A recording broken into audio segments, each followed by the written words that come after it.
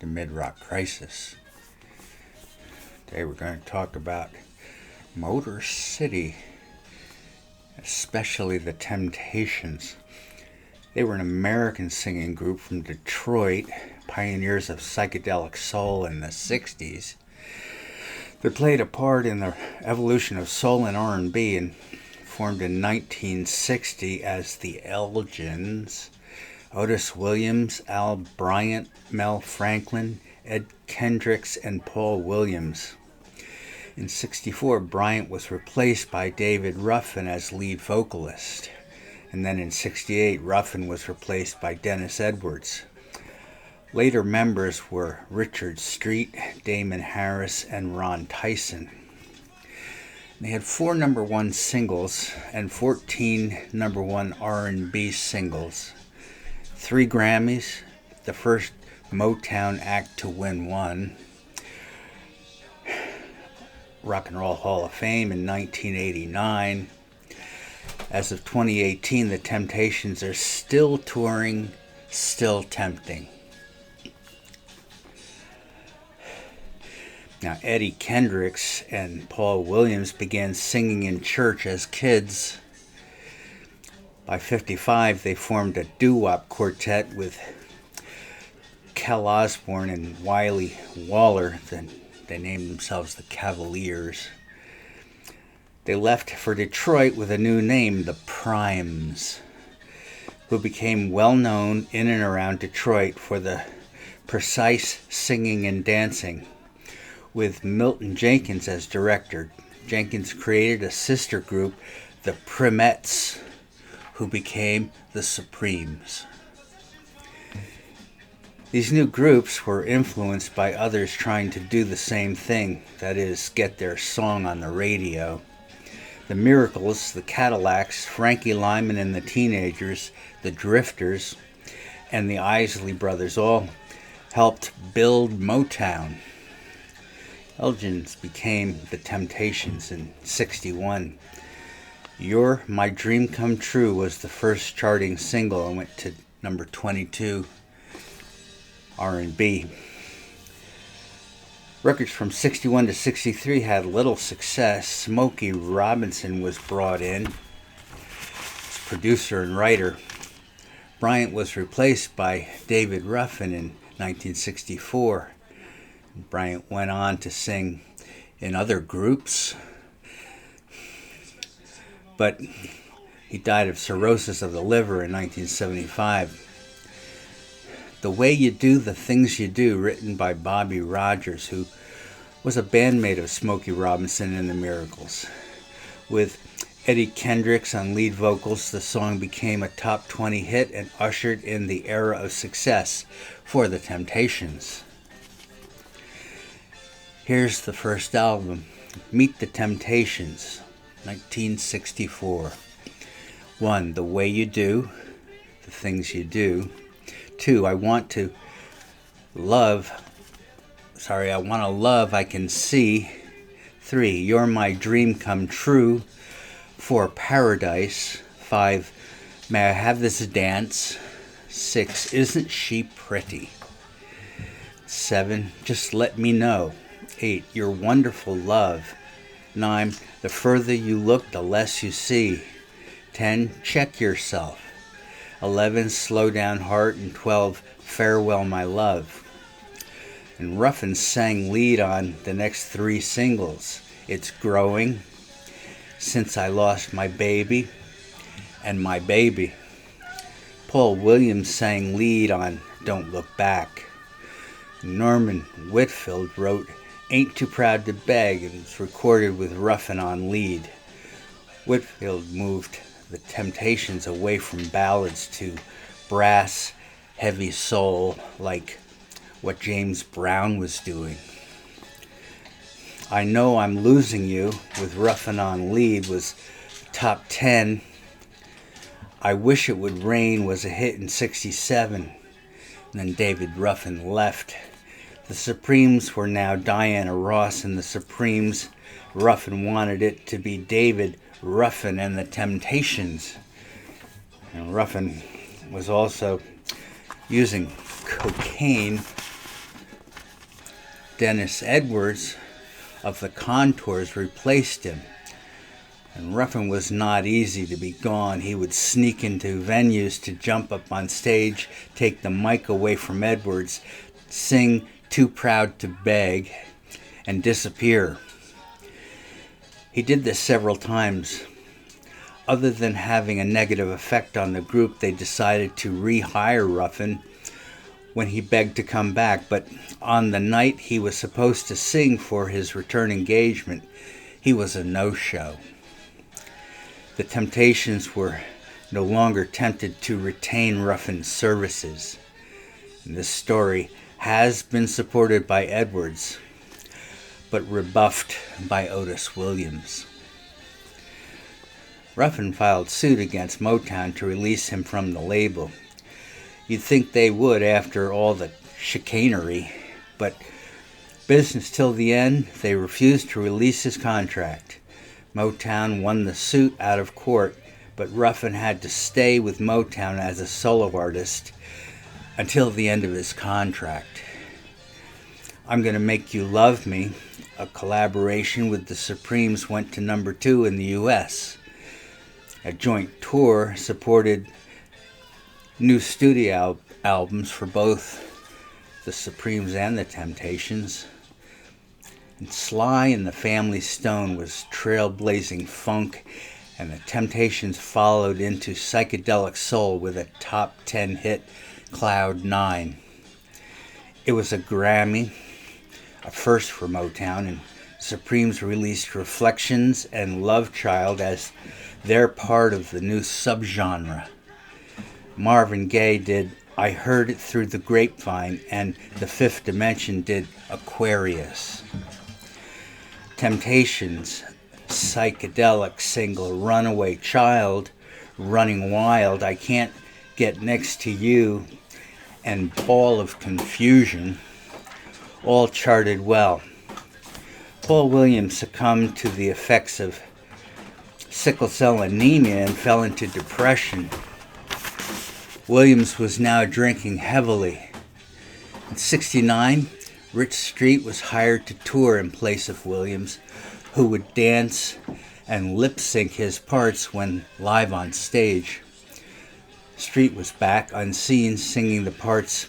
In 1970, Street took over as Williams just could not go on. Without Ruffin or Williams, Kendricks became detached. He picked fights with Williams and Franklin, which became violent. Kendricks missed the ballads and didn't care for psychedelic soul or funk or whatever. Kendricks wanted Ruffin back in. He also insisted that Berry Gordy open up the books to prove that the finances were square. Now, this didn't happen immediately, so Kendricks quit. Before Kendricks left, though, he and Paul Williams recorded lead vocals for Just My Imagination and Smiling Faces. Sometimes they don't tell the truth. Imagination went to number 1.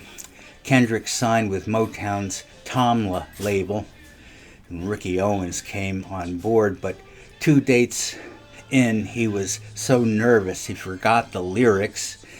The Temptations would now be a quartet. Next to leave was Paul Williams due to poor health. He was on again, off again for a while, and sometimes was choreographer. In '73, he died from a self-inflicted gunshot wound. Damon Harris from Baltimore was the new tenor. And in '72, this year gave us Papa Was a Rolling Stone, a 12-minute opus. It was the forerunner of the extended single soon to be popular in disco clubs. Papa won a Grammy. That's 2. Masterpiece was the album. It was next released in 1973. Glenn Leonard joined in 1975, replacing Damon Harris. The next 3 albums, House Party, Wings of Love, and The Temptations Do the Temptations, were not commercially successful. Louise Price replaced Dennis Edwards, and the Temptations left Motown for Atlantic. This didn't help. The Temptations returned to Motown. More lineup changes. Louis Price left to join the Drifters. Dennis Edwards, who had no success as a solo hit act, returned. Barry Gordon co-wrote Power. It went to number 11 R&B, but did not chart on the Billboard's Top 40. Eddie Kendricks and David Ruffin returned for the new album Reunion. And Rick James, who had a hit with Super Freak, now wrote for the Temptations. At the end of the reunion tour, Kendricks and Ruffin were dismissed. But they continued as a duo. The Temptations put out a rock album in 1983 called Surface Thrills, but there were no singles except on the R&B chart. Love on My Mind Tonight went to number 17. Ron Tyson was the new lead singer, and Sail Away went to number 13. Allie Olive Woodson replaced Dennis Edwards in 1984. The single Treat Her Like a Lady, co-produced by Earth, Wind and Fire, reached number 2 R&B and number 48 on the US charts. Now Dennis Edwards came back, replacing Allie Woodson, who had replaced him. Otis Williams published an autobiography, The Temptations, somehow explaining the ever-changing roster over 30 years. Woodson returned when Edwards was fired for the third time. 1988 saw Temptations inducted to the Rock and Roll Hall of Fame, with the surviving members, both past and present. Motown was not pleased with Edwards, Ruffin, and Kendricks and they toured as Edwards, Ruffin, and Kendricks, former leads of the Temptations. The tour happened, but production of the album was halted when Ruffin died of a cocaine overdose in 1991. Kendricks was diagnosed with lung cancer, and he died the next year. Richard Street missed a performance after surgery to remove kidney stones. Otis, who was unaware of the surgery, called Street out for missing the date.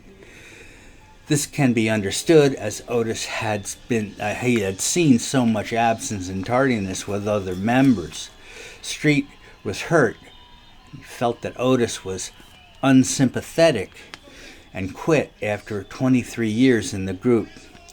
Theo Peoples replaced him, and Mel Franklin's health was now failing.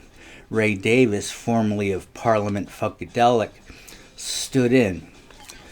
Franklin died of a brain seizure in 1995. He was 52. Davis was diagnosed with lung cancer and died in 2005. Harry Gilberry replaced him. Woodson was dismissed due to his own poor health, and this turned out to be cancer. Terry Weeks replaced him. The Temptations' new lineup of Otis Hill, Ron Tyson, Theo Peoples, Harry McGill Barry, and Terry Weeks were featured in the halftime show of Super Bowl 32 in 1998. It was Motown's 40th anniversary, and a new album, Phoenix Rising, went gold. And that was the first time they had such success for almost 20 years. And then Peoples was fired for drug addiction. He was replaced by Bo Henderson. Peoples joined the Four Tops. Hallmark Entertainment produced a TV miniseries, The Temptations, based on Otis Williams' autobiography. It was a ratings success, nominated for 5 Emmy Awards. Otis' former wife, Josephine Melvin Franklin's mother, Rose, David Ruffin's family, and Johnny May Matthews filed lawsuits against Williams and Motown and Hallmark and NBC for defamation. The lawsuits were consolidated. The judges ruled in favor of the defendants, and the ruling was upheld by the Court of Appeals. In 2000, the album Irresistible won a Grammy. That's 3. Bo Henderson was fired in 2003. He immediately filed a wrongful termination lawsuit. G.C. Cameron replaced him. McGilvery was dismissed. He was replaced by Joe Herndon. McGilvery died in 2006 at the age of 56. 2004, final Motown album Legacy went out, and the Temptations asked to be released from Motown. They did so and signed with Universal. The Temptations received a Grammy Lifetime Achievement Award in 2013. That's 4. Damon Harris died of prostate cancer the same year. Richard Street died of pulmonary embolism. He was in the process of writing a book about his time with the Temptations called Ball of Confusion, My Life as a Tempting Temptation. It was finished by co-author Gary Flanagan and published in 2014. The last album, All the Time, was their first and last recording for Universal. There were 24 Temptations in all, twice as many as the 12 Deadly Sins. I'm sorry, I meant 7. What do I know about this? Thank you for being with me on Midrock Crisis. Did we save some rock today? Okay, maybe tomorrow. Thanks, everybody. Be well.